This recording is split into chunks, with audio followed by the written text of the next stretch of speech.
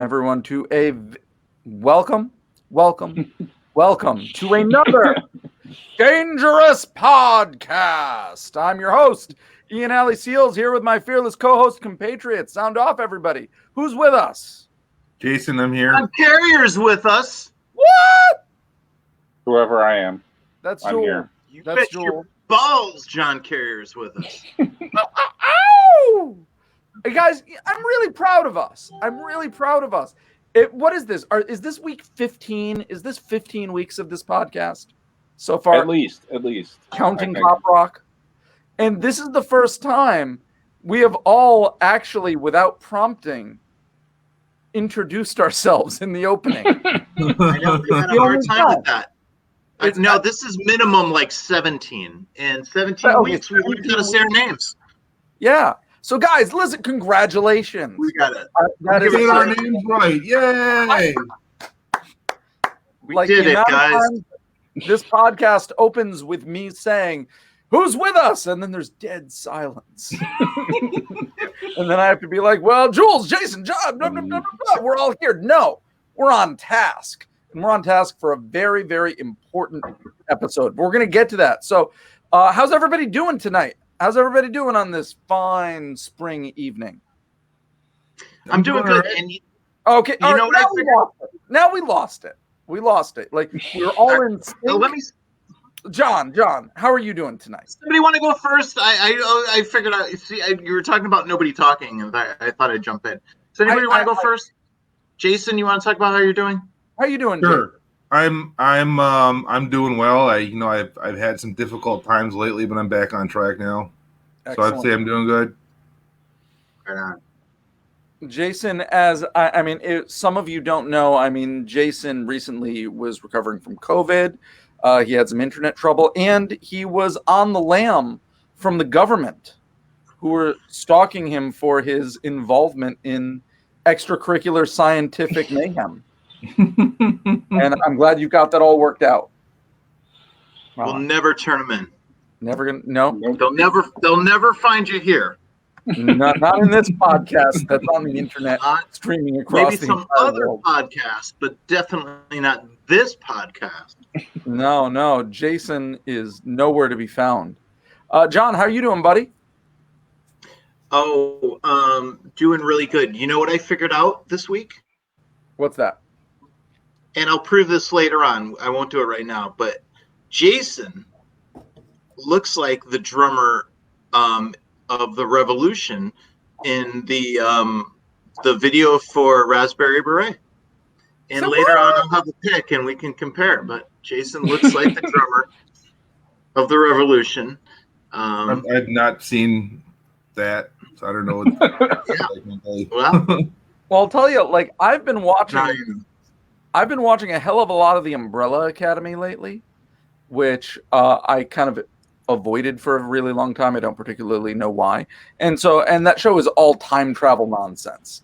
And now I'm wondering, is Jason really the drummer for the Revolution? That's what's going through my head right now. But and Jules, how are you doing, man? Quite well. Doing quite well. The only thing going on is I get my second vaccine tomorrow. So. Oh. I can't find a shot anywhere. I've been looking all over for vaccine. Yeah. Did you go to Costco? No, I didn't try Costco. They're giving out samples, right? John, right? Kirkland. Yeah, well, that's the Kirkland brand. Yeah. You don't have to go to Costco and that's Sam's Club, I think. Anyways. Oh, okay. I had Costco wine. You can go into the liquor store in any of these big box club stores, yeah, they won't charge you. You don't need to be a member, but yeah. Anyways, Kirkland wine. But can you get the vaccine in the liquor store section of liquor is the vaccine, I would argue. Oh, okay. It kills it on contact. Just like bleach. Did you hear that in InfoWars? Yeah, Jason, have you considered injecting your body with bleach? We've known about that since the beginning of the pandemic. That would be easy. I mean, I have bleach. No, but seriously, I'm really sorry that you're having trouble getting that shot. Jules, you Comic-Con that thing, right? You were just blazing those buttons the day before. Refresh. Yeah. And I have to go all the way to Torrington to get it, but it could be worse. Yeah, I had to go to Old Saybrook. Mm-hmm. Someone's it's Iowa or worth it. something. After though, you feel good after you do it. Yeah. Let's really sell it to Jason right now since he can't find the shot. Be like, Jason, it's the best. You should really keep. We just want to say good things. Have you guys gotten the Moderna shot? I've got Moderna. Pfizer. None yet. Okay. So here's the thing: is my girlfriend this weekend, she got her second shot on Friday. Saturday she got so sick. I got knocked out. And did you get Moderna? And it knocked me on my I'm hearing it from everybody. I'm hearing it from fucking everybody. That she was just like, I feel like I got the flu, but I don't get the flu. This is the worst I've had and I can remember. And so I'm coming, and then like from that, I started asking other people, my friends of mine, if they've had the Moderna. All of them said the same thing. It knocked them on their ass. Yeah. For me, I had preemptively taken the next day off work. I knew when it was coming. I preemptively took the day off work, and all day and into the early evening, I'm like, man, this isn't bad. Did I take off work for no reason? This is not good. And then the next morning, like I'm feeling pretty decent, and then it's like boom, sledgehammer, and I didn't get out of bed for 24 hours. It was terrible. So I'm reading that, if you get one shot that you're 80%, you're 80% there as far as being protected. But you want to get that extra 18%. And everybody I heard who gets the second Moderna, I mean, John, you want to be cool. You don't want to be just a one shot. I've got COVID. I don't. I've got COVID shot FOMO. Don't like you if you only get one shot. Girls aren't into you if you only get one shot. Here's the thing, though, is you know what? The only reason I'm doing this is so I won't be in any way, shape, or form an anti-vaxxer, because I fucking hate anti-vaxxers. If anybody in Japan is listening to us right now, or Canada. Yeah, John is way into the vax. I'm taking a firm stance. He's a double shot man. Double tap right there. Yeah. I mean, fuck it. I'm probably going to get sick. Whatever. Hey, I'll tell you, I was sick as a dog, and it was the cost of doing business. Where is it though, right? The cost of doing business. The cost of doing business. Yeah. But Jules, I don't know. Pfizer, I've heard mixed things. Yeah. You're a Pfizer man. Mm-hmm. As your whole family has been for generations. That's right. But almost everyone I know who got the Pfizer, limited side effects. Well, I'm looking forward to that. That's actually really good because, as you know, I have some work tasks I have to have you do. That's right. So with that, here we are, everybody, here on A Dangerous Podcast. And if you're listening for the first time, the whole point of A Dangerous Podcast is we all come together, we watch, generally bad movies, but more just movies that the world has forgotten. And today we're going in a little different direction, which is I brought you guys television. I brought you guys some episodes or an episode of television, which, John, you set the precedent for when we did Cop Rock. And I have to say, weren't we going to be doing one Cop Rock episode a month? Wasn't that originally our plan? Who knows? Yeah, there was some discussion of that. Shit just happens here. We follow the Muse, man. The Muse, we were going to do that. And the Muse misdirected us to where we are now. Yeah, but A Dangerous Podcast, Cop Rock Nights, as much as I was against it, I really think we got to live up to it. So soon. There will be more. We'll keep doing that. Yeah. We'll keep doing that for sure. It's Cop Rock. We need to do a deep dive into it. Cop Rock isn't going anywhere. It's there for everyone. Don't you worry about it. Yeah. So, but I took my lead from Cop Rock. And for this week, I actually brought something that cards on the table, everybody. I'm going to say something that makes John terrified, which is I literally am bringing a beloved piece of pop culture, or a piece of pop culture that is beloved to me, to the podcast. And that is the pilot episode of the 1980s sci-fi action adventure comedy Misfits of Science. All right. Yes. First of all, now John, Jules, both of you are a little bit older than me. Jason, you're like 30 years younger. Jason is, he's a time traveler, so who can really tell? But I mean, Jason, he's a youngin'. Jason, at least in your current form timeline, are you a millennial? I am. I was like on the cusp where I'm not a millennial, but just barely missed it. But you're not Gen X, right? I don't know, because I remember when I was a kid seeing like some Coca-Cola or Pepsi. Well, I remember seeing some Coca-Cola or Pepsi commercial when I was a kid where they tried to market on the whole Gen X thing, and it was like, maybe that's what I am, because there was a commercial that said it when I was a kid. The soft drink culture, you're Gen X. I'm going to include you in our group right here. I mean, who am I to argue with the marketing schemes of Coke or Pepsi, either corporation? But Jason, what I'm saying is, I excuse you. Did you know what Misfits of Science was? Had no idea. You had no idea. John, me too. No, you had no idea. No. And like you were in even greater television watching age than I was when this came out. Jules, Misfits of Science. I had heard of it, and I think I even saw an episode. Okay. Now, I'm going to set the stage for... And Ian, I got to say, there's a lot of these shows like this, that I would only watch if I came over to your house and it was on. And that's what I was saying that's what I was saying to myself when I was like, it's like, this is like something I would find like at Ian's house if I just like stopped over. Sure. Now, some science thing that only plays on his TV at his house. Yeah. Now, and I've actually been... Over the last few weeks, I've been asking different people about Misfits of Science, generally people from our generation, and it's about a 50-50 split.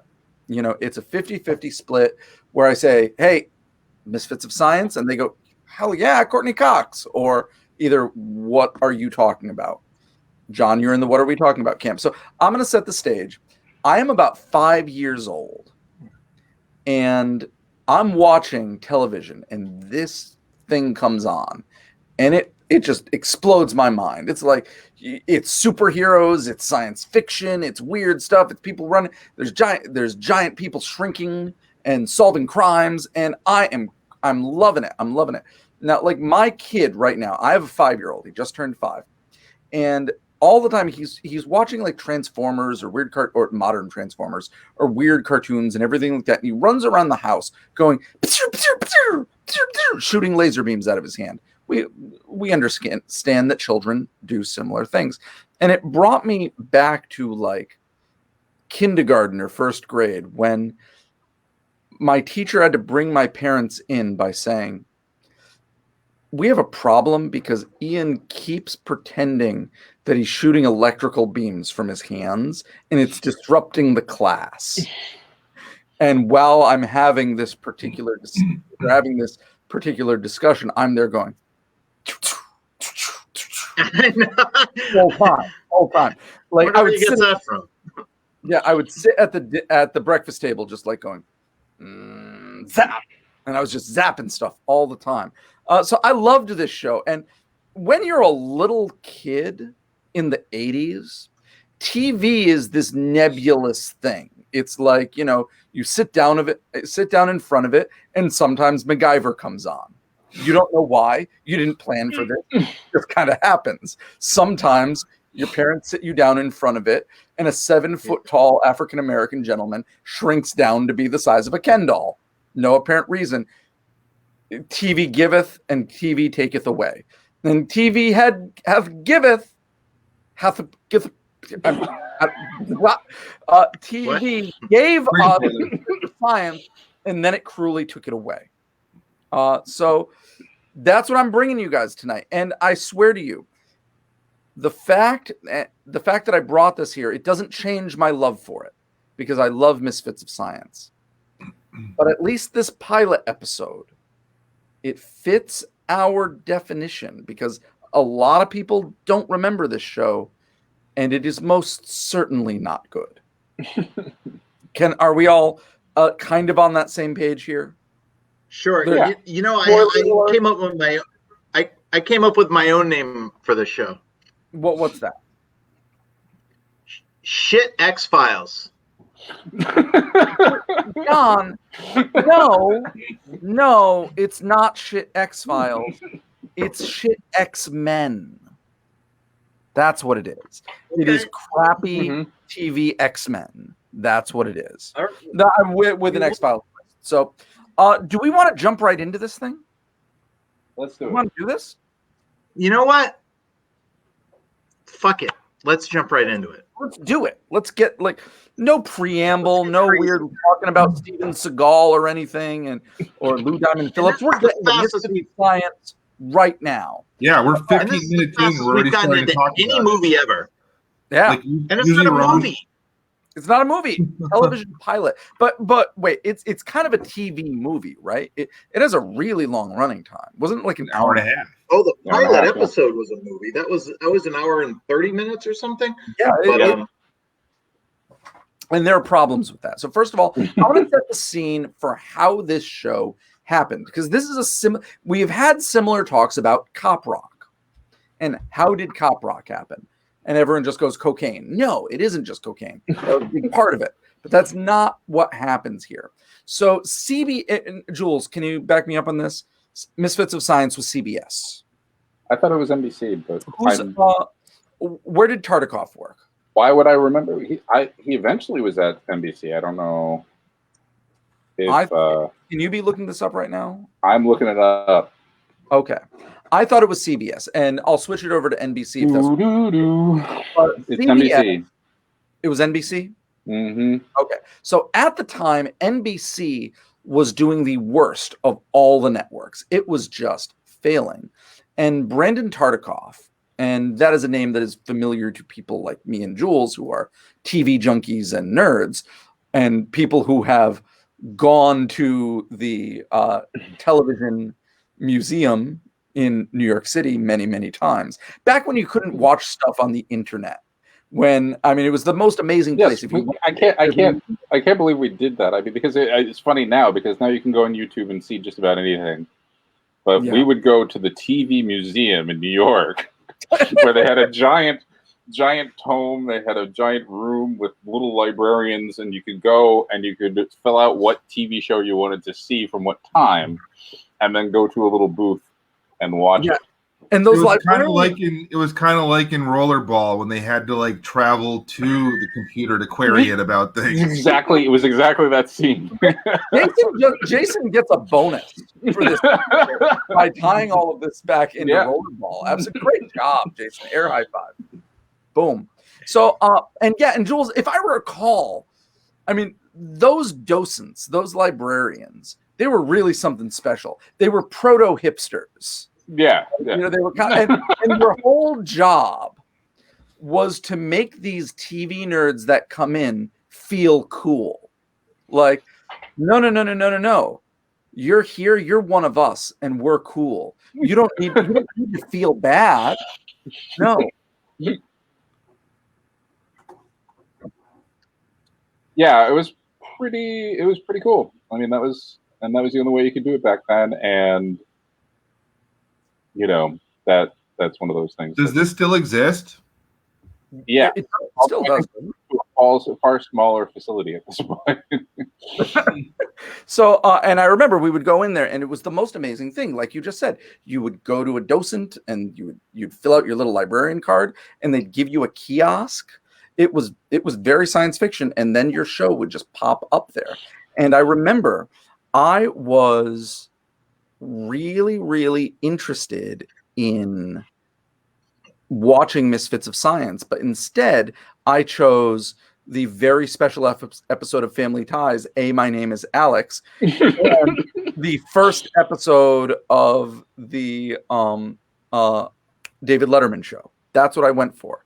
But in my heart, I wish it had been Misfits of Science, because that's in my DNA. So anyway, sorry, we just digressed in saying that was a very, very long-winded way of saying Jules and I, okay? That's set on the table. So, but I gotta say, I can't believe you hated the show, or you looked at it as bad. Well, I didn't when I was 5. I didn't when I was. Do you now? I do. It's not good. It's not good. It has promise, but it's not good. But we'll get to that. So in the early 80s, NBC is crashing and burning. It is not doing well. And Brandon Tartikoff, I believe, guys, you can fact check me on this. He was running NBC, was the head of programming at like 32 years old. Yeah, he was really young. He's this really, really young guy. So maybe we can have Brandon Tartikoff on the podcast. He's dead, Jules. Oh, died. Right, he did die, didn't he? He's right, he died. Multi-tragedies that I'm going to talk about with Misfits of Science. If you want to know why television is bad, you know, because Brandon Tartikoff and Brandon Tartikoff was really brilliant. But one of the things about it was because NBC was totally crashing and burning. I mean, he could just do whatever he wanted. It was like, well, whatever. Let's throw something at the wall, see if it sticks. And Misfits was one of those. And the show was created off of the success of Ghostbusters, because Ghostbusters was this weird, funny, irreverent kind of Animal House meets Star Trek kind of thing. It was this, it was wacky science fiction. And they're like, well, let's do something like that. Let's make a sci-fi show. It's wacky. They're driving an ambulance in Ghostbusters. Let's have them have an ice cream truck in this one, and they had like a hearse-looking ambulance in this one. I was in the very beginning. It just made me think Ghostbusters. Yeah, and so that's the inspiration for Misfits of Science. It's Brandon Tartikoff. He's trying to ape off of Ghostbusters, and he's what just year was this? What's 85. that? This came out after Ghostbusters? Like the same year. 85. And Ghostbusters was 84, right? I think so, yeah. Am I correct there? Yeah. So, all right, that sets the scene. So and it does terribly. This show, but listen, this did not connect with audiences besides 5-year-old me. No one was watching this show. But it got at least one season. It got one season of episodes. Because that's the way TV worked back then, right? Like, you really could just get an entire season. You can get a season for anything. And the only reason that they even got that was Brandon Tartikoff liked it. He had fun with it. He enjoyed it. So it got to stay. So the plot of Misfits of Science, I actually do really like. And yes, John, there's many aspects of this, at least in theory, that I do like. It's a ragtag group of superhero people running around fighting crime. That's totally, and solving mysteries, totally up my alley. It's in the execution that it really falls apart. And I'm going to really, we're not going to just go into this saying, oh, it sucks. I really want to rip this thing apart and talk about I think you really love this, though. It's like, what I really want to get to the core of is I think you pick movies you secretly love because you want to talk about them. I think you love this. I think you love Rollerball or whatever. I don't love Rollerball. I never loved Rollerball. I just hadn't seen Rollerball in a really long time, and I misremembered its quality. No, you misconstrue the way I choose movies, John. No, I don't think I do. But go ahead. Okay, but like I've been completely honest with this. I've been completely honest that I love Misfits of Science. I'll decide if you're completely. We're going to rip it apart. Now, here we're going to start. So it starts off in the most generic Scooby-Doo X-Files kind of way you can. It's got 2 security guards walking through a Area 51 kind of, just that warehouse at the end of Indiana Jones Raiders of the Lost Ark. They're kind of just walking around. They hear some moaning. They look over. This cryogenic tank is opened. And, they saw a frozen rat on the ground. They pick it up. They go, oh. This is almost kind of like the opening scene in Hard Ticket to Hawaii with the guys in the warehouse. Jason is on fire with the connections. Jason's on point tonight, baby. Absolutely. He's back. He beat COVID, and he came up stronger for it. Mm-hmm. So it's exactly that. You got just boxes everywhere. They see a raticle, and then this large bearded man who's totally frostbitten emerges, going Amelia, and they go ah, and now you're starting your episode. All right, and then you cut to and I believe this is the only time they will ever use it, is they play Weird Science. Weird Science. They start playing that. They can't afford it. Like, where did they get the money for that? That's for what? For Weird Science. Weird Science. Blinded me with science. I guess. It blinded me even better. Thomas blinded me with science. That's the only time they have it. They have a different theme. They have a theme song. They have a theme song for the so cheap. But I have to say, they blew a lot of money on this pilot episode. I have to say. They really did. This is not... And it is not money well spent. They could have spent... I'm not saying you should have spent it on a different show. You could have spent that money on this show in different ways. We'll get to that. Albert says it was... writers. You're right. Mm-hmm. Okay, so now we then cut to a shot of a ambulance, essentially the same ambulance from Ghostbusters speeding down a California street, and then you cut to a science facility where you meet which is Starfleet headquarters. Really? You didn't notice? It's the same water treatment plant facility that I didn't. That's Starfleet headquarters in most of Star Trek. Yeah. Okay. Well, awesome. And so in this science center, does anyone remember what the science center was called? There was a name for it, like Humanitron. Humanitron. No, I made that. That's a nonsense word. Sure. I made up. It sounds the like acronym was HIT. It was like human something. Human investigation team. Something like that. So you cut inside, and it's this chaotic science center with doctors and everything going, just trying to get ready. They're like, we got a report. We got a specimen coming in. Get ready. And they're getting everything ready. And that's where we meet Dr. Bill Hayes and Dr. Elvin Lincoln. Dr. Bill Hayes is kind of their Peter Venkman.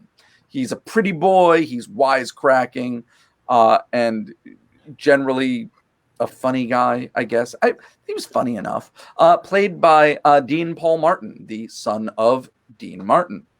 And Dr. Elvin Lincoln is a 7-foot+ African-American doctor. They're getting ready for the specimen coming in while their secretary keeps talking to them about different random weird things happening. Saying, the Invisible Man keeps saying he's coming to talk to you, but you never return his calls, or you never see him, or something. And there's all of these puns on science fiction tropes. So that's really happening right now. Yeah. Like they were trying to make her a female Stephen Wright or something. Yeah. Or Janine from the Ghostbusters. Yeah. So what they're setting up here is that these people work with weird science things. They're talking to the Invisible Man or ghosts and stuff like that. So we're getting ready for that.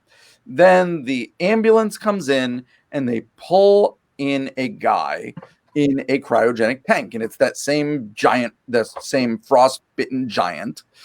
from that we saw in the opening scene, and they're kind of spouting science jargon back and forth, kind of just saying that, oh, don't let him thaw. He's gonna thaw and he'll die. Keep him frozen. And so they're throwing ice on him and pouring liquid nitrogen on him and everything.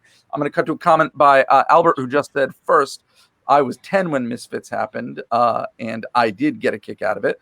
Second, I just want to know who at Sony was a fan of this show, because Zoom with Tim Allen right up to getting Courtney Cox feels like it might have begun as a Misfits sequel reboot at some point. Come on, internet, figure it out. What it's supposed to be? I don't know. So then you set up this scene where the frozen man, who they look at his chart, is named Beef Eater. His name is Beef Eater. He's old-timey, and he was part of a cryogenics experiment, and he's now and he breaks out, and he's just calling for Amelia, and he's grabbing things and he's freezing them. Like anything he grabs just gets flash frozen. And everybody's scared of Beef Eater, or they just call him Beef. After a while, Beef is wandering around, and he's on signs and killing people.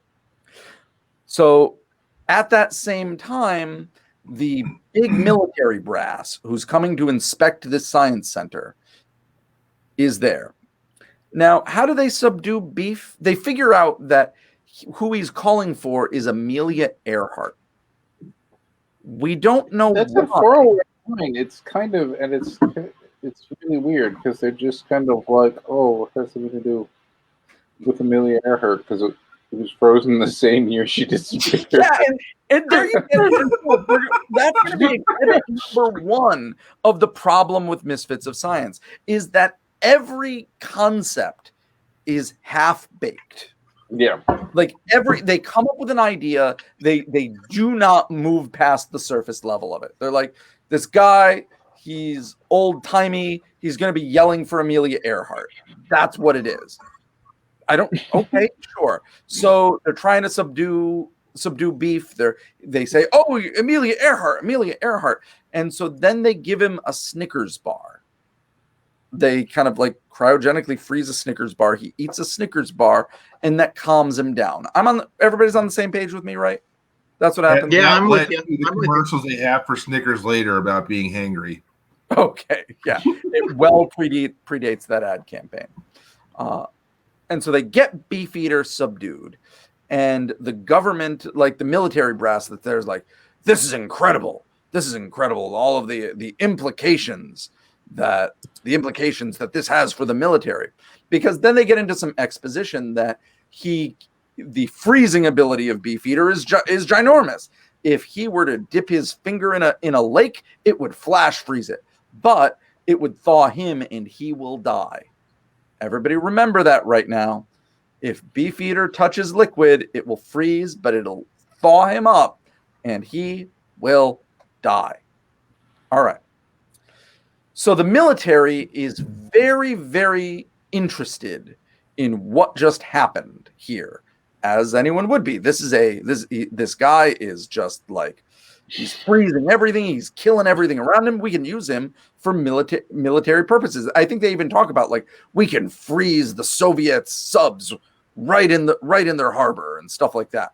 Okay, cool. I have to tell you, this general idea in movies drives me nuts.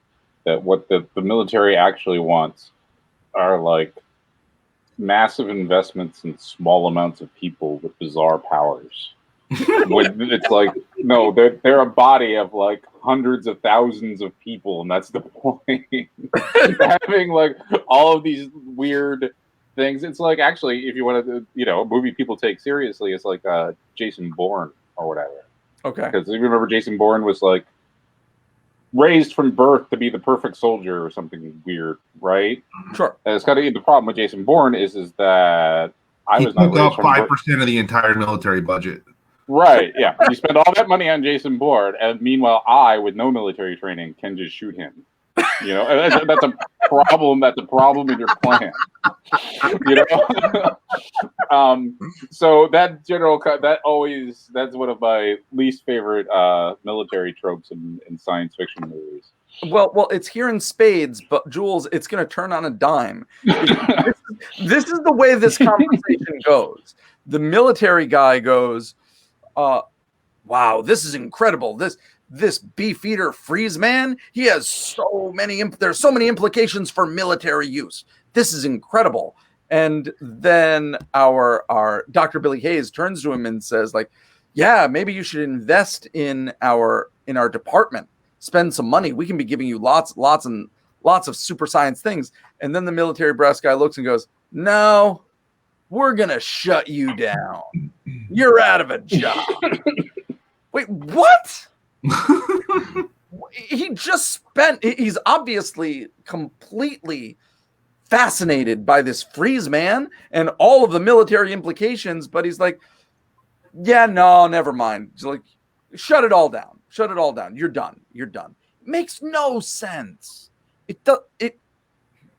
Everything in this between the senator, yep, the military, and the contractor, not one dynamic there makes any kind of sense on a legal level, on an economic level, on a scientific level, on a political nothing, not one thing. It's like, and it just keeps going back and forth for the next hour and a half. There's a lot of them sitting around the table talking, and it's just like, I don't know. Why would anybody?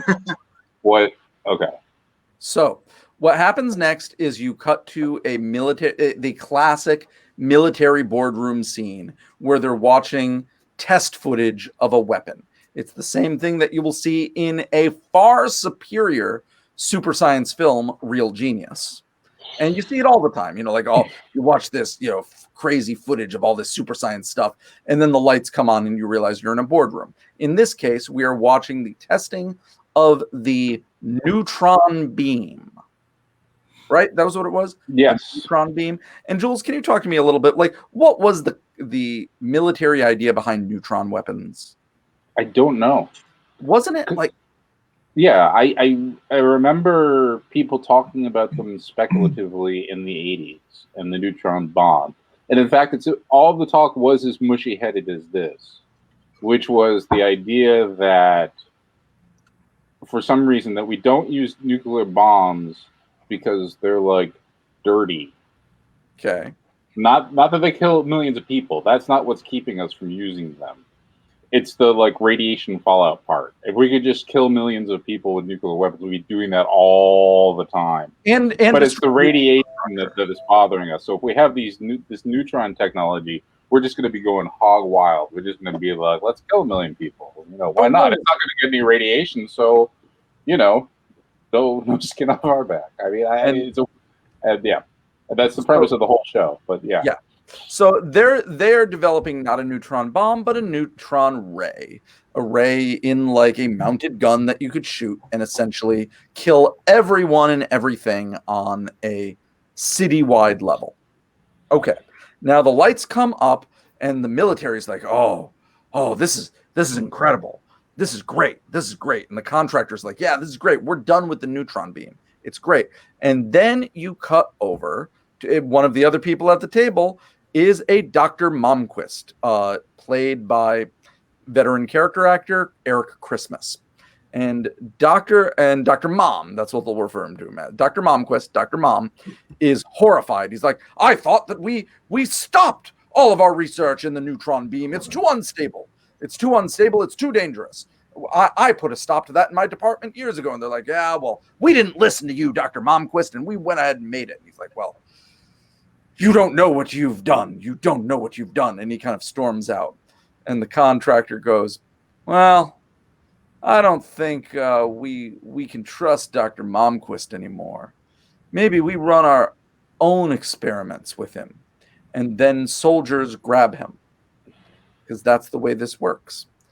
And now the senator, because there's a senator there, of course, goes, listen, I really like your doomsday weapon. I love it. But people are going to be mad about it. You got all these hippies everywhere. All these hippies, they don't want to be killing people. There's hippies You're making it more sensible. Remember, this is where it's established that what everybody's opposition to the weapon is going to be that we don't have a secure place to keep it. Oh yeah. They're like, where the hell are we going to keep this thing? That we need some really secure place to put it. That's it. Yeah, that's what everybody's read about. I'm not worried about so they're saying this thing's so powerful, people are gonna be really scared if we can't secure this. And the military guy, I'm sorry, I keep saying the military guy. What was his name? His name was General Thiel. General Thiel says, "Don't worry, we'll have the state of the art security.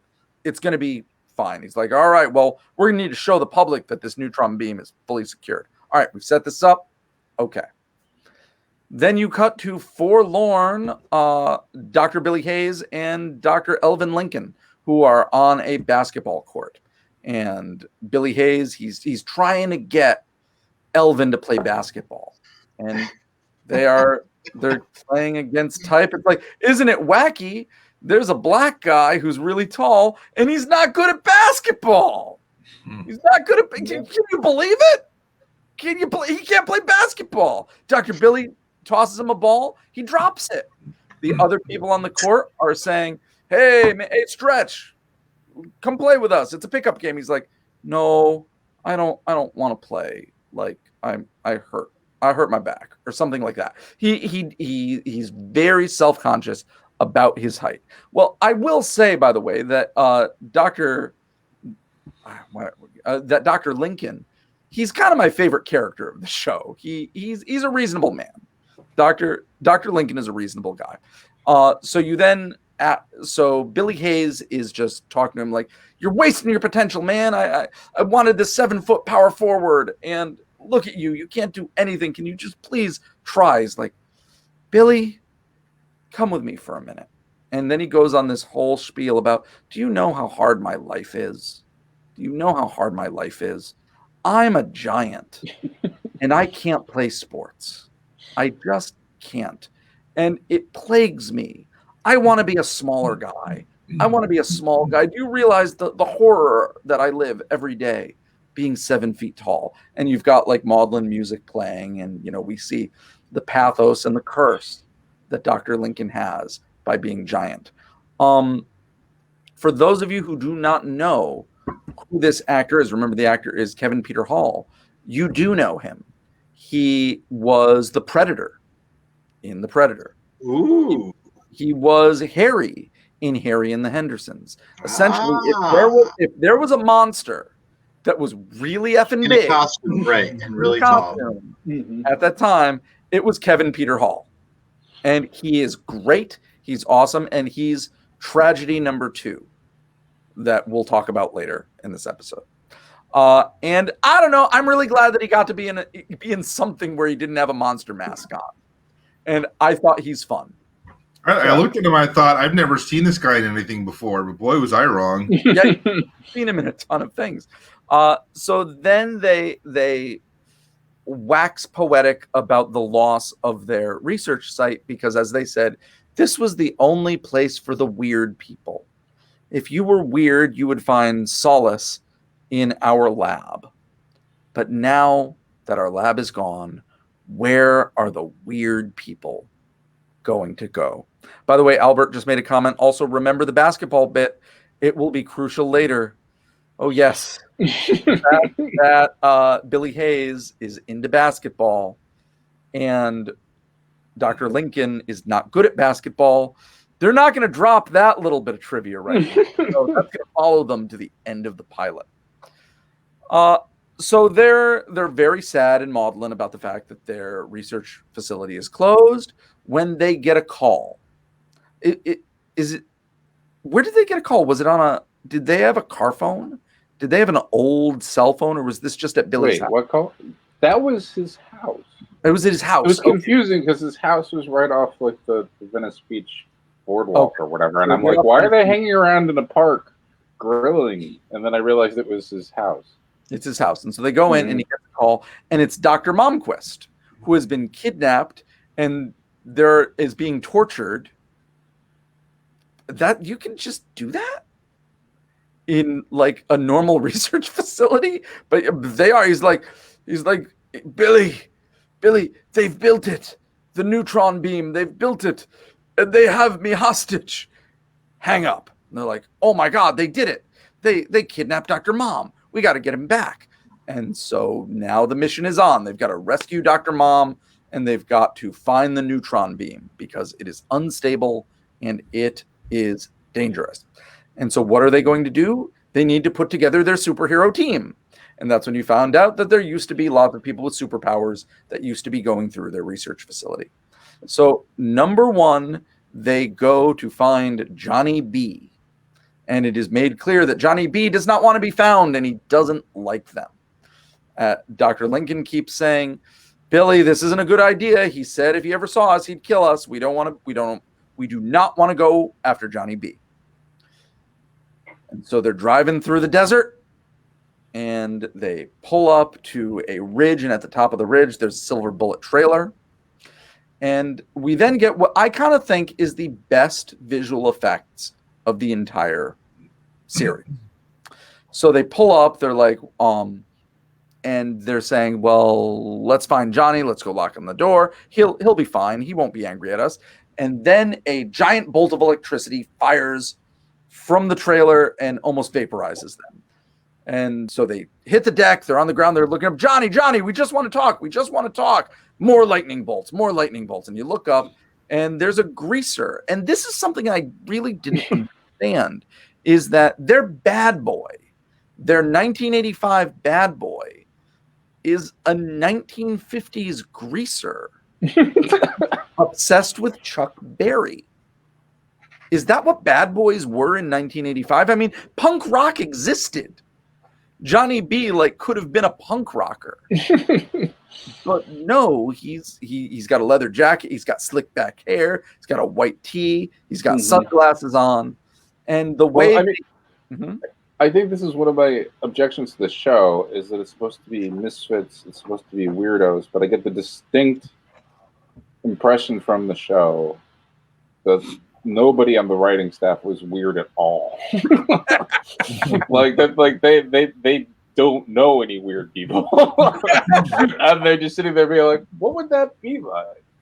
And it's like, a scientist who makes himself tiny. That's weird. Okay. We skipped ahead because early before they went to see Johnny B, we forgot to Elvin, Dr. Elvin Lincoln says, Billy, I am weird.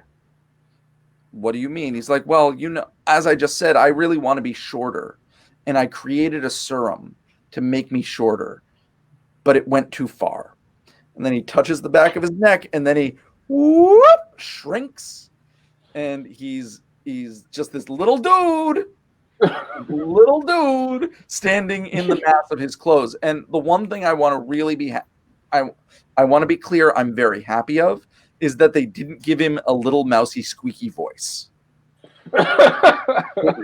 He didn't shrink out and go, Billy, it's Elvin, I'm just very small. No, he has a normal man's voice. Okay. I thought you were going to say you were happy that his clothes didn't shrink with him, but I think that this show could have just done that and saved themselves a lot of problems. I mean, they could have. But no, his clothes do not shrink, and that will be a plot point throughout the series.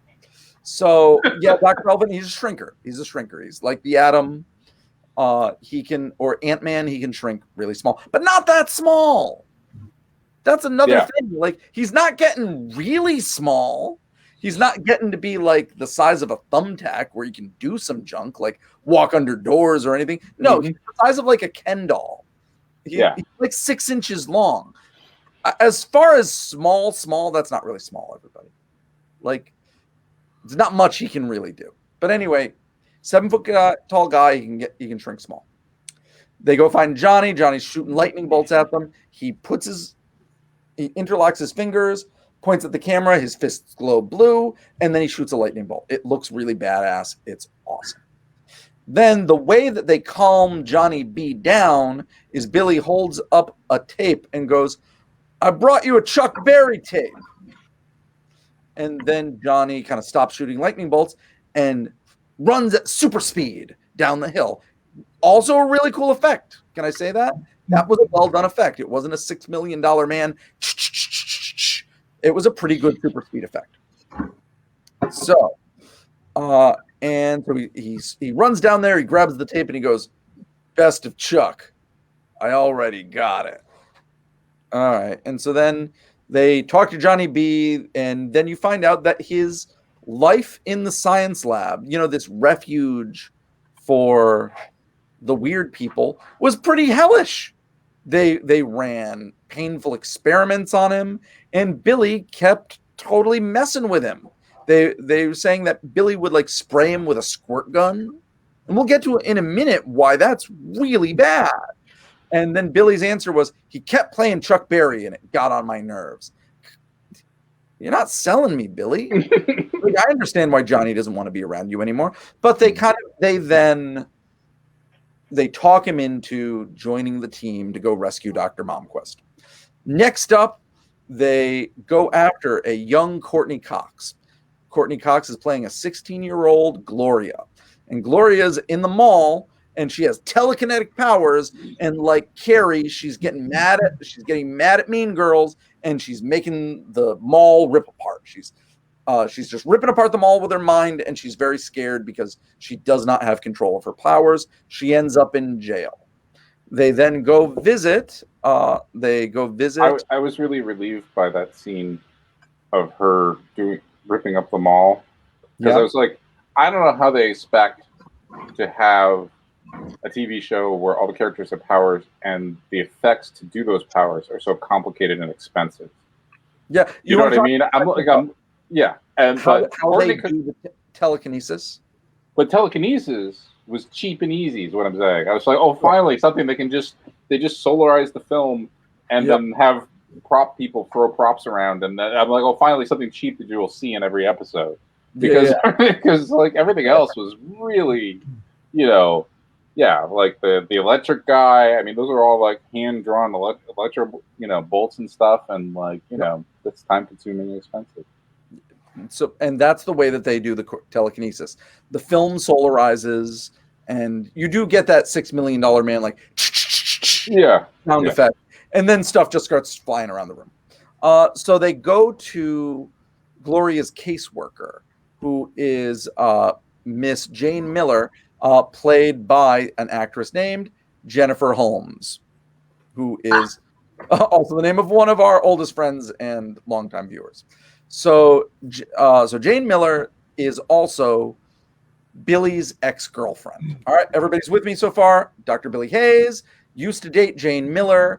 That's how Jane found Gloria when they were doing experiments with her at the science facility, and that's how it's brought us all together. So he's trying to convince Jane that the best thing for Gloria is to join their paramilitary superhero force and fight the U.S. government. And Jane goes, Billy, I trust you. And they go for it. I did not understand this scene. Yeah. So especially like the next scene where they're on the beach and they're talking about it. Sure. Yep. Well, there are two things about that beach scene that confused me. Take it away, Jules. The first was that there's just a hard cut at one point. It's just the main guy and the parole officer lady talking. Dr. Billy Hayes and Jane Miller. Right. They were just talking. But then we just cut to Courtney Cox and Johnny B. And they're like already in love. They're already super in love. Now, I was like, wait, okay. Okay, I guess. I mean, but I mean, it was just like, boom, we haven't seen them meet. We haven't seen them talk to each other. Nothing. It's just cut. They're on the beach together with them, all on their own, in love already. Didn't they just get Courtney Cox out of jail like 15 minutes ago? Right. And then they cut back to people whose names I'll never remember. And they're talking, and he's trying to get this parole officer, and she's explaining. She's like, if she gets into trouble, like, I'll lose my job.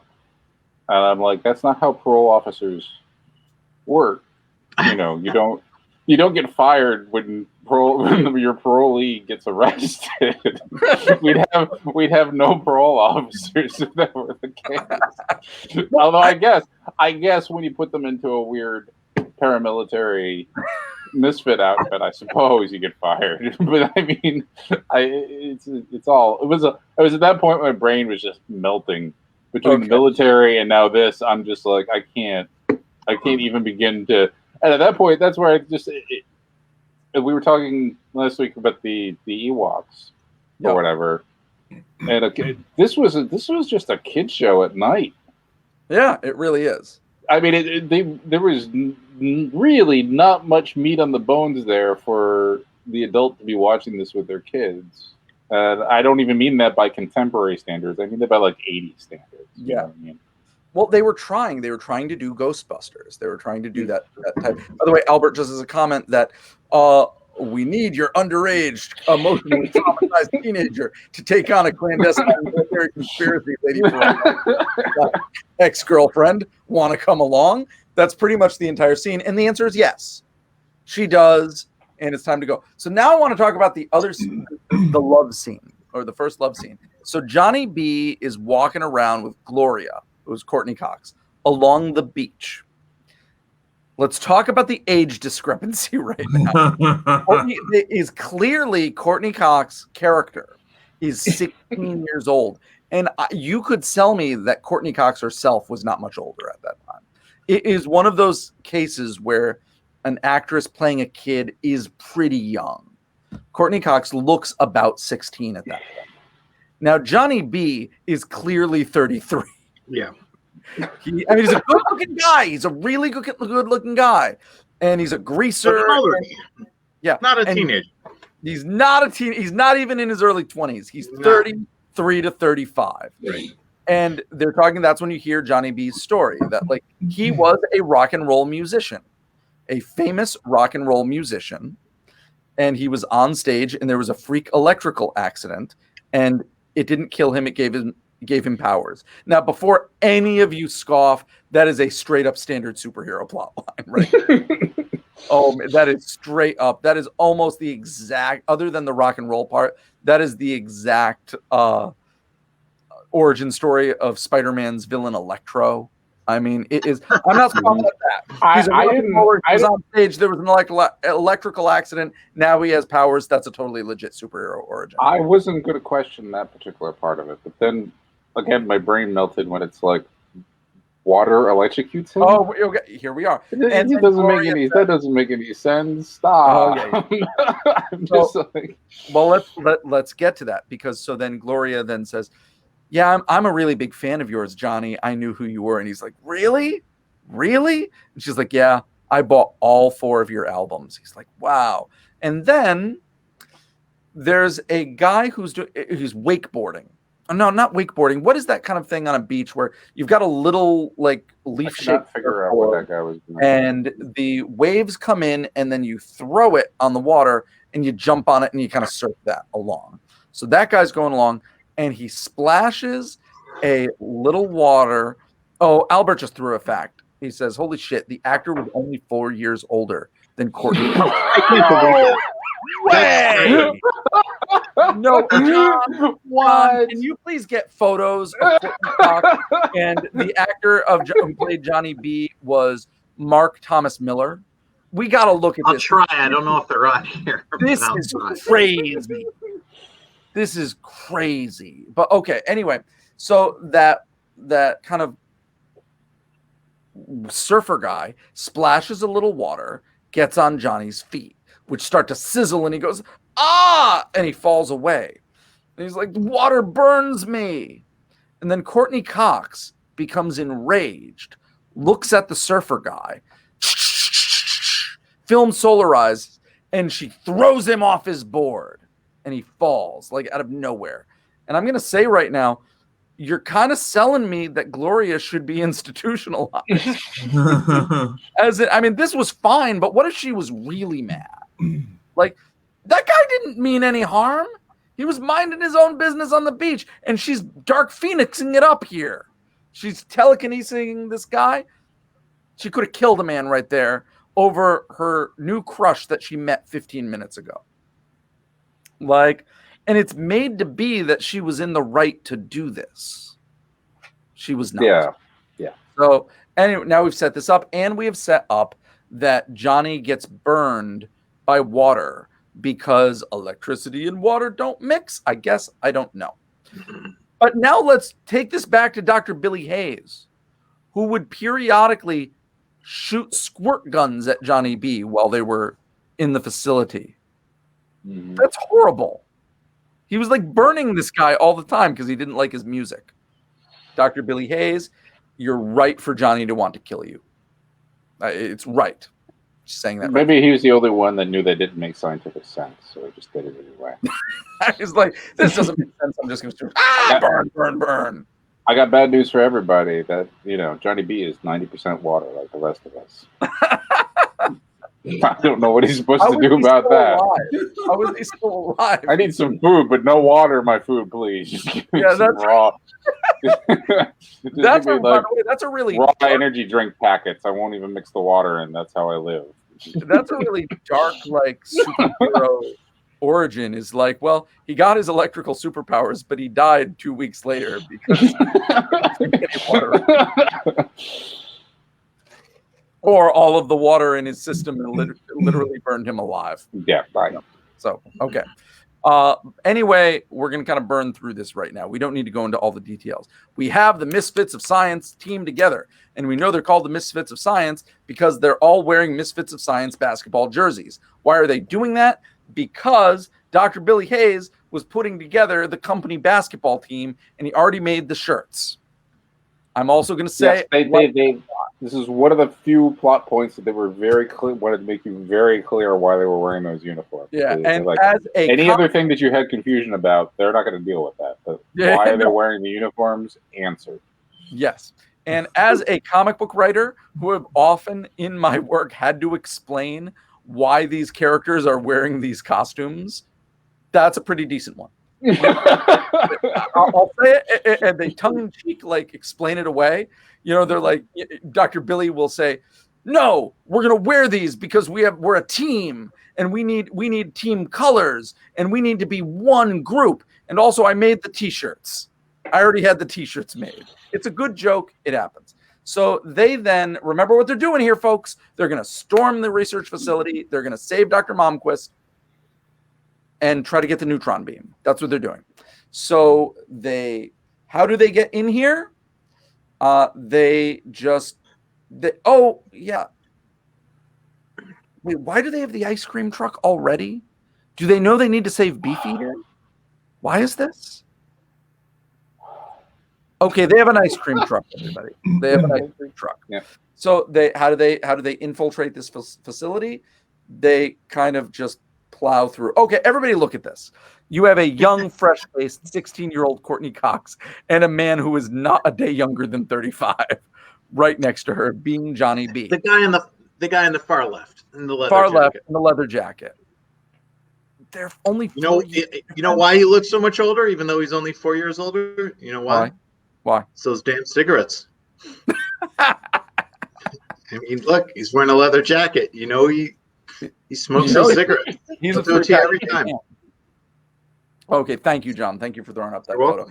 Everybody who's looking at this photo right now, at the top, you got our lead, Dr. Billy Hayes. On to his right, you had Johnny B, Gloria right under, and then Dr. Lincoln, Stretch on the other side. So they just kind of talk to the security guards, and they're like, "Hey, we're here to get to work. We weren't fired. It's fine." So they let them in. They then go in, and then you have the thing where every step of the way to try to save Dr. Momquist, one of them has to use their powers. So first they run into Beefeater, who has escaped, and they give him a Snickers bar. I'm sorry, everybody, I'm getting a little lost. Like, to cards on the table. When I watched this, I was super sick from my second shot of Moderna. And I thought that's when I should watch this. So I'm still a little lazy.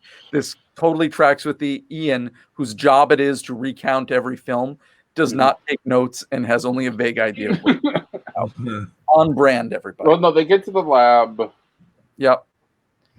And Frozen Dude is there, and Dr. Mom is there. Yeah. But there's also, that's actually when they learn about that the beam has been made. Yes. Not just announced or whatever it is they did. Okay. So, but throughout the scene, first they run into Beefeater, and he thinks that Jill is, or was it Jill or was it Jane? Hold on. Was it? It doesn't matter. Sorry, Jane Miller. He thinks that Jane is Amelia Earhart. And so, did they ever explain why he's looking for Amelia Earhart and so hung up on her? No. That's all explained on that episode of Star Trek Voyager with Amelia Earhart. You can check it out there to get all the answers you need. Okay. So at this point, they basically tell Jane, stay with him. If he gets ornery, give him a Snickers bar and don't let him touch you. You'll die instantly. And you're Amelia. Now they leave her there. We move on, and there are some security guards, and Gloria uses her telekinesis, brings them up to the ceiling, and starts spinning them.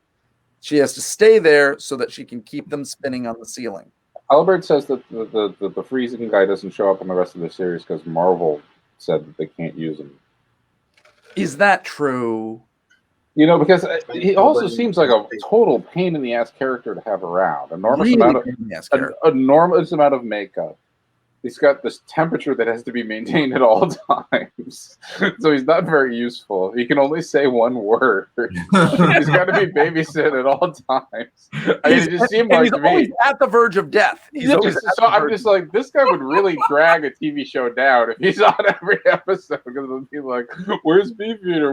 Oh no, we have to cool him down somehow. He'll just be all like that all the time. I don't know how you work your way out of that.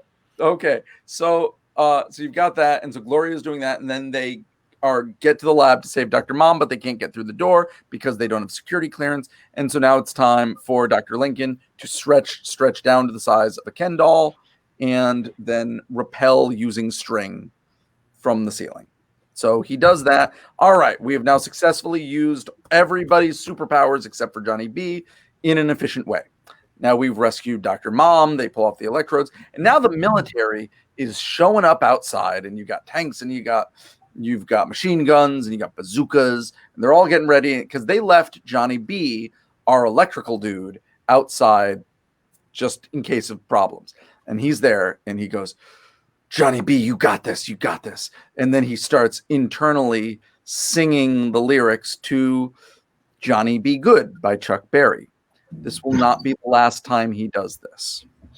And then he starts air guitaring in the air and then starts running around and zap, zap, zap, zap, starts blowing up everything and shooting soldiers with electrical blasts. And he is, also because there was a big power transformer he ran over, grabbed the power transformer.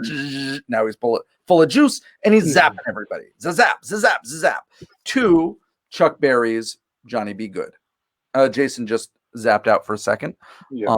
He just got zapped by Johnny B. Good. He'll be back momentarily. And so now you have this action sequence, and I gotta say, their hand-drawn electrical blasts really went downhill from the opening scene.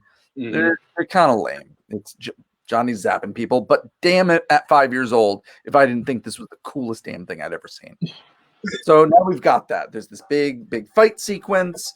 Everybody gets back in. It's a good thing they have this ice cream truck because they're going to put Beefeater in the freezer so he doesn't die. And then they drive away. They kind of get out. And I believe this was all on television, right? Wasn't this all televised? Because you're thinking of the end. Okay. But the end, it's all on TV. It becomes national news that the Misfits of Science, which they all know because they were wearing basketball jerseys, broke into Humanitron and stole some junk and defeated the military. So now everybody is you then cut to people all over the country watching television, watching this coverage of this paramilitary group, the Misfits of Science, including Dr. Billy Hayes' mother, who's like, I can't believe this. I can't believe it. And all of her friends are watching this as well. So you then have the Misfits of Science. They are driving through the desert. They go to a town to regroup. They're like, what are we going to do? What are we going to do? They have this neutron bomb, they have the neutron beam, and it will destroy the world. We need to stop them. At that same time, Johnny B and Gloria have a lover's walk where Gloria tries to make out with him, and Johnny B's like, no, we can't. We just met. You're just a kid. You're in high school. I'm a grown man. This is a terrible idea. It is a terrible idea, Johnny B. Thank you. Everybody, that will not last. Gloria and Johnny B end up a couple very soon in the show. Not in this episode, but their sexual attraction cannot be denied, and they will be their sexual chemistry. You're right. In episodes to come. So don't give Johnny B too much credit. He's going to crack pretty soon. But he did his best. Johnny B actually just took out my internet and killed it right there. Yeah. I made that joke when you left. And so then Courtney Cox is like, I knew it. You're just like all the rest. You're just like all the rest. You fun of me and you laugh at me. And he's like, no, I just think it's creepy for me, a grown man, to be making out with you, a 16-year-old girl. She's like, I hate you. And she runs away. And then doesn't she literally say she wants to move in with him or something? Yeah, she's moving pretty fast. And so this was what, 85? 85. So apparently, like 16 and 85 wasn't considered like fucking child fucking molestation or whatever. Oh, so Jane is that, and now Jane and Dr. Billy Hayes, they have kind of a lover's talk of like, you should have called me again, Billy. Yeah, I'm sorry. I did a lot of bad things. And you kind of like that. Albert says, I want to come live in the desert with you. Our love is forbidden until the plot requires it. This is Albert, you got your thumb on the pulse of this show right now. So we then set up the team is starting to split apart. Johnny. Oh, and also like talk about like weird things moving fast. Like she says, I love you, Johnny. He's like, I love you too, Gloria, like a sister. Because all of us Misfits of Science, we're like family. Yeah, I know. And it's like, man. How long has the Misfits of Science? He's making it so much worse when he does hook up with her. Yeah, the Misfits of Science have been a superhero team for about 7 hours. Yeah. But then Dr. Billy Hayes has a big like let's all come together. We can do it. We can save the world. We are a family. We're the Misfits of Science. And okay, I am now going to set up the plot arc for the rest of this movie. Now this has been going on for a long time at this point. We're well into an hour of filming at this point. Yeah. Now, sorry, Albert. Albert, you're on, man. Albert just commented, "Punk cover of Family Ties theme." Now, okay, guys, let's get through this. So what happens now is the whole world knows about the neutron beam. This is like front page news everywhere. How did that happen? I don't know, but it is, and everyone is terrified of it. They're like, yeah, this everybody is out there all over the world protesting, being like, you have to have your horrible weapon in a very well secured facility. This is unacceptable. Yeah. Because that's a thing that people do. Yeah. It's a pretty complex idea, but nobody's a fan of this neutron beam. No one is a fan of this neutron beam. Now, to settle everyone's fears, they have created a facility to store the neutron beam, which is in a hollowed out mountain. And there is apparently some super, super insane, crazy security system inside that no one can ever defeat. And to prove this, they have the entire U.S. military is going to attack them, and they will repel them, and they'll show that it's secure. And you keep cutting the footage. They're like, well, the Green Berets just tried to get in. They got wiped out. No way. Can't do that. The Navy SEALs are trying it right now. Bupkis. This thing is secured. So the Misfits of Science are going to break in when no one else can. I'm going to set this up. As soon as this becomes apparent, the entire world is desperately hoping for the Misfits of Science to succeed because the world wants this neutron beam gone. They're like, somehow this paramilitary group of super villains becomes the heroes, at least in the public eye. I'm on track, right? This is how this is going? Yes. The world loves the Misfits of Science. Okay. Yes. Just right off the bat. Just so how an inexplicable supernatural raid on the military facility is everybody's like, we love those guys. So, all right. Again, the Green Berets, the Army Special Forces, the Navy SEALs, they all couldn't touch this place. How do the Misfits of Science deal with it? They drive their ice cream truck through the fence. And they're in, baby. So now they're running through the facility. And they're getting stuff done. They're using powers. They're blasting. Everything like that. They're running through. I'm going to skip a whole bunch of stuff because it's just Johnny B blasting stuff. That's really all it is. Yeah. And so they get to the giant security device. And I'm going to be vague on this because there's no way it makes any sense. It is a giant circle with swirling water in front of a door. Now, yes, we know that why we've done this because we set up in scene 1 that if Beefeater touches water, it all freezes. We all know why they've done this, but it doesn't make any sense. No sense at all what this thing is, how it stops everybody. It makes no sense. So they're a military government laboratory. They just have super weapons laying around. But it's not even. It's a washing machine. I mean, it doesn't make. And when he does freeze it, spoiler alert. But I mean, he freezes it.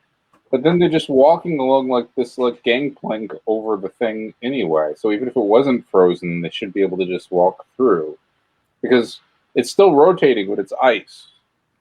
Yeah. Right? But they walk across that on a gangplank of some kind.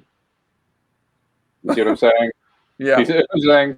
There was a safe place to be in the whirlpool of water, is what I'm saying. That it was there, and you could just walk through. So obviously, the military just saw the swirling water and said, "We're out of here. We can't. We're not trained for swirling water. Forget that." But that's literally all it was. You see how fast that thing is swirling? That's made of water, everybody. I'm not touching that pole. No way we can go after that neutron beam. So yes, then you get to the scene where Beefeater is going to touch the water and freeze it all, and everyone has the beef. No, you'll die. And he looks over at his family and says, probably Amelia. And then he touches the water and it all freezes and everyone's like, beef, no! And then they run over and they're like, is he dead? And then Dr. Lincoln goes, no, I think he'll be all right. He doesn't even get his dramatic death. Like, he does it. They go through it. They've written pathos music for it. And then they're just like, no, I think he'll be fine. Let's just get him to the ice cream truck quick. He'll be fine. And he is fine because he just gets up. He just gets up and he starts walking. And I think even at that point, like Jane says, you guys go ahead. I'm going to get Beef back to the truck. Or maybe they do. Right. Yeah. No, they do. They are. Yeah. Because, I don't know. Yeah. So now they go after the neutron beam, and the general has put it in an elevator. It's brought it up to the top, and they're loading it into a helicopter, and they're going to try to get away with it. And the Misfits of Science get back up to the top. And now the general plans on blasting the Misfits of Science with the neutron beam. Just murder them at the top of this facility. And they've got to stop this. So now you have everybody kind of doing their thing. Like they say, Johnny B, can you blast it with your lightning? He's like, no, I'm out of lightning juice. Gloria, can you hold it with your telekinesis? She's like, I've never done anything that big. Please try. She's trying it. And we establish this because the helicopter doesn't move. As in, well, it just stays in one place. They're like, keep trying, Gloria. Oh, I'm going to keep trying. But she just keeps messing with her hair, so you can tell she's in distress. She's just like, oh, it's so hard. I'm messing with my hair. So then the general, he fires off a blast of the neutron beam. It like blows up a whole nother mountain. And so he's about to get a bead on the Misfits when Dr. Billy Hayes calls over to Dr. Lincoln and says, "Elle, throw me that helmet." And Elvin takes like military helmet, and he successfully passes the helmet to Billy. So that's Dr. Lincoln's big character growth right there. He gets over his fear of playing basketball by making a successful pass to Billy. Billy, in turn, uses the helmet in a jump shot into the rotors of the helicopter, which causes the helicopter to gyrate badly, and the general accidentally fires the beam into the helicopter, vaporizing them all. I mean, vaporizing everyone in the helicopter. Down at the ground level, the senator is talking to a reporter, and they're like, wow, look at that. It turns out that neutron beam wasn't secure at all. And the senator's like, yes, we're cutting funding to it. It was obviously too dangerous. Thank you, Misfits of Science. And the world thanks the Misfits of Science. Roll credits. I think it ends on a high five, doesn't it? Oh, does it end on a high five? It ends with a freeze frame of a high five. Yeah, it sure as hell does, doesn't it? Yeah. Yep. That sells it right there. That's the 80s for you. Yeah, so there we are, the Misfits of Science. Wait, those are the Harlem Globetrotters? Albert says that the people playing basketball were the Harlem Globetrotters. Wow. Well, I did not know that. Why weren't they spinning the basketballs on their fingers? Why weren't they still on Gilligan's Island? I don't know. I'll tell you what.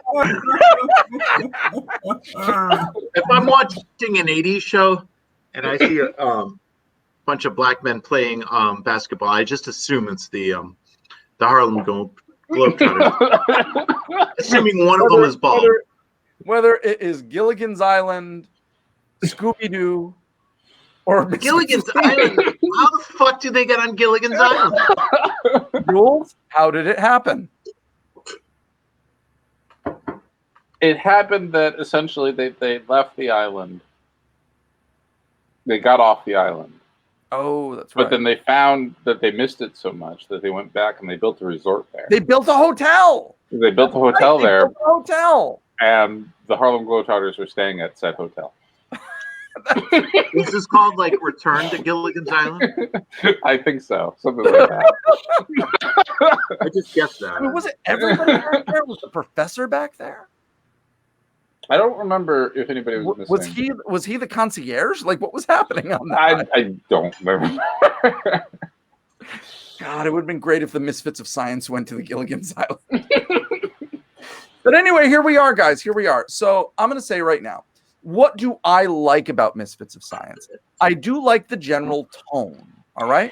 I like that Ghostbusters wisecracky kind of tone of it. I do like the characters.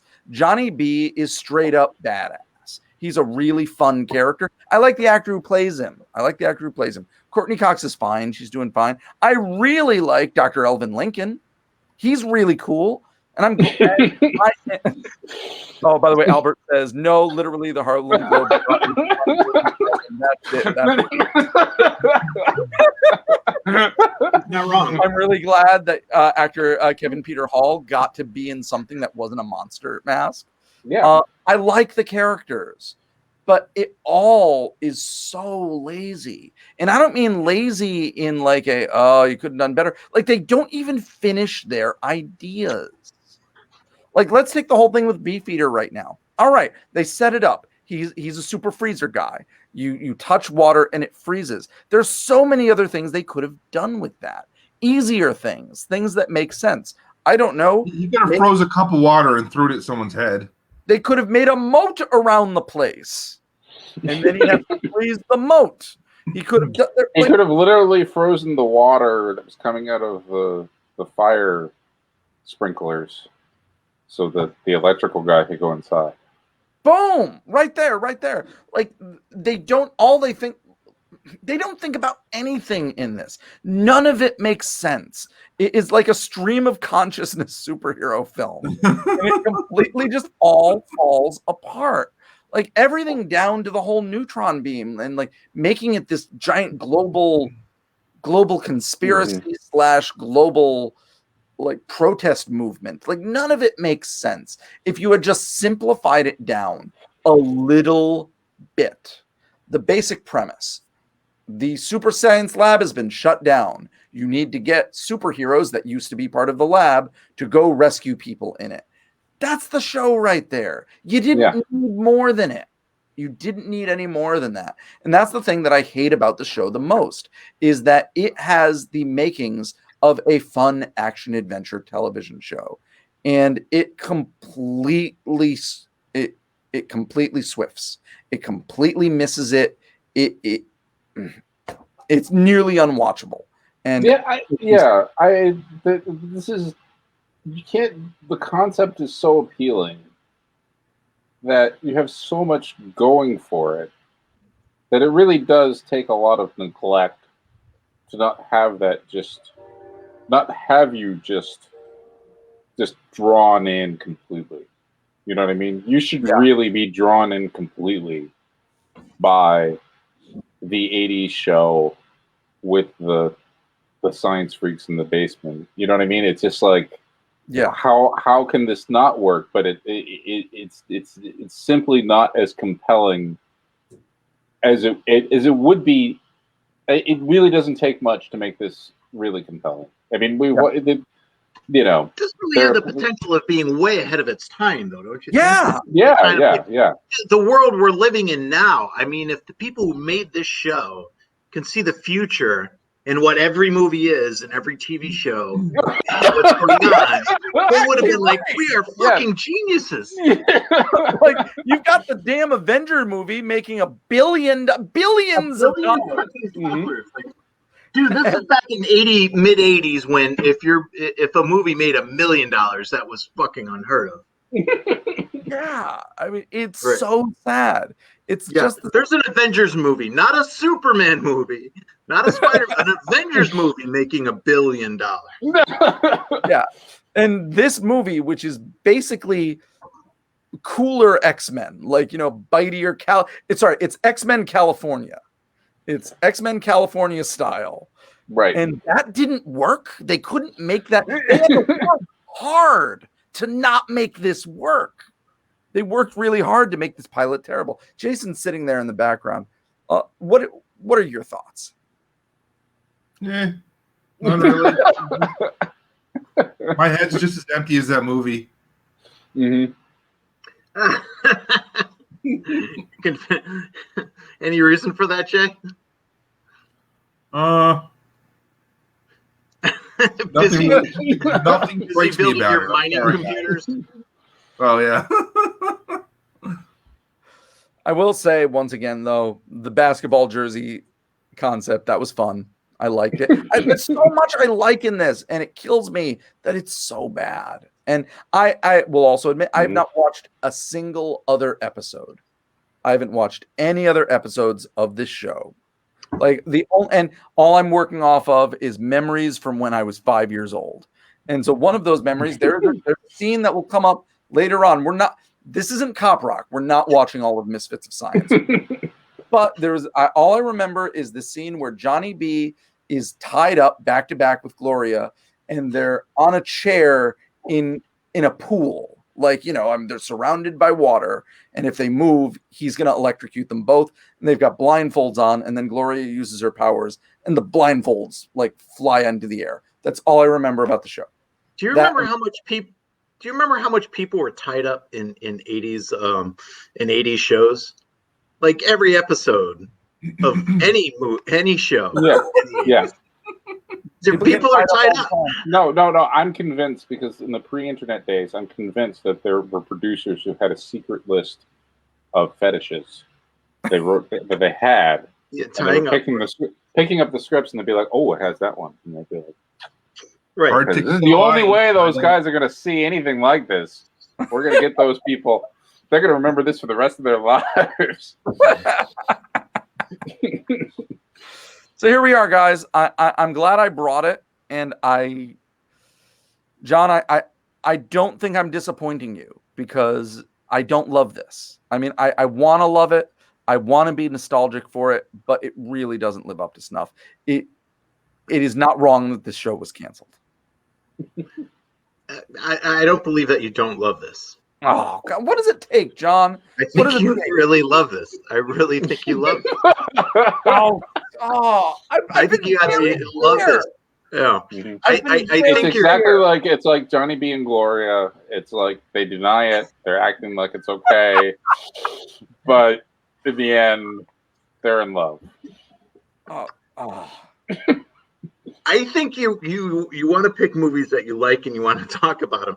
You hide them and say you don't like them, so we can bring them to the show. wait, hold on. Do you really think I like that you hate this movie? Not for a minute. No way. There's science in the title. That's a home run right there. John, do you think I liked On Deadly Ground? Yes. Oh, screw you, man! I don't need to prove anything to anybody. Mm-hmm. I'm gonna go join the Misfits of Science. Okay. So anyway, Jason, you're up. What are we watching this week? Okay. The next movie we're watching is called. What? The title is literally just a bunch of S's. I think I've heard of this. What is this? What is it? I don't remember, but I'm pretty sure I've heard of this. I'll only explain a tiny bit of it so as not to give too much away. Scientists have a laboratory where they turn people into snakes. Snakes on a plane? Okay. Scientists turn people into snakes. Yep. How is this going to go wrong? So. Before we end, we got to go with one more Albert quote.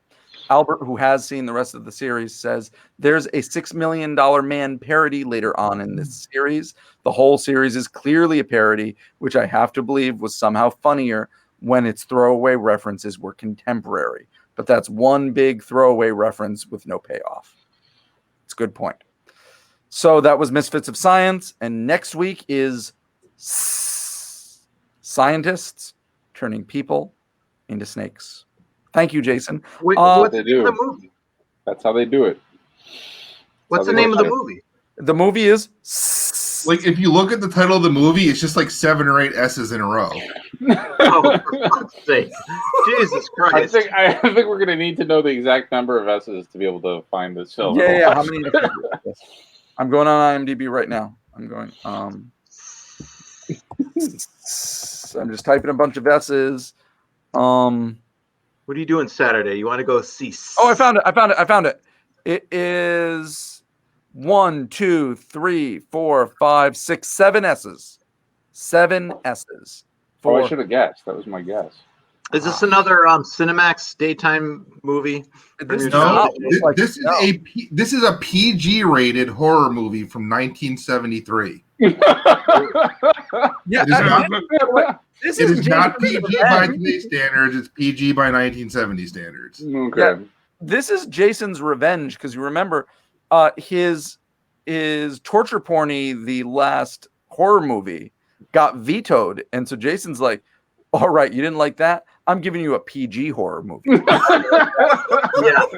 that's what it's about. That's what it is. So everybody, get on the. Why do I have a feeling this is like Roar with snakes? Anyways, go ahead. Oh, okay. I'm taking care of all these snakes. They're beautiful animals. Come stay with Come, my family. Stay with me in my house. So in this, it was Dirk Benedict raised in a snake farm. Wait, how old is Dirk Benedict in this movie? Is Dirk Benedict 16 in this movie? How old is he? Jesus. All right, cool. Turns out snakes bit hundreds of people on the crew. Okay. Next week, will we be getting a link for everybody? A link on our Facebook for people to watch?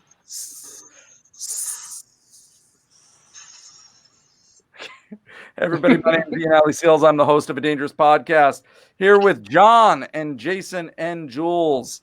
Thank you for hanging out with us and talking about Misfits of Science. We'll be back next week with everybody at the same time. 1, 2, 3. Peace. Next week. Okay. Thank you, everybody. It's been great hanging out with you guys. Talk to you next week. All right. Good night, everybody.